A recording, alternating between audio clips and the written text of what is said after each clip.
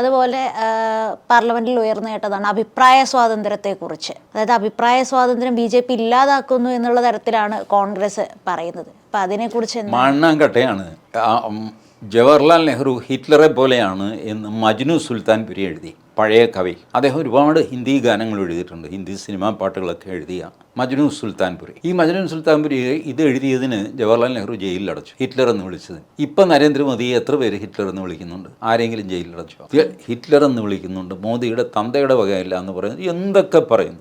ഏതെങ്കിലും ഒരു മനുഷ്യനെ അറസ്റ്റ് ചെയ്തോ? ഇല്ല. അതേസമയം ദുബായിൽ ഇരുന്നിട്ട് ഒരുതൻ കള്ളു കുടിച്ചിട്ട് പിണറായി വിജയനെ ചീത്ത പറഞ്ഞു. അവനെ അവിടെ നിന്ന് പൊക്കി നെടുമ്പാശ്ശേരി കൊണ്ടുവന്ന് ഇറക്കിയിട്ട് പിടിച്ച് ജയിലിലാക്കി. പിണറായി വിജയൻ ജനാധിപത്യവാദി, നരേന്ദ്രമോദി ഫാസിസ്റ്റ്. ഇത് ആർക്കും അറിഞ്ഞുകൂടാത്ത ഈ തട്ടിപ്പൊക്കെ. അഭിപ്രായ സ്വാതന്ത്ര്യം, ഇത്രയും അഭിപ്രായ സ്വാതന്ത്ര്യം അനുവദിച്ചു കൊടുത്ത വേറെ പ്രധാനമന്ത്രിയില്ല.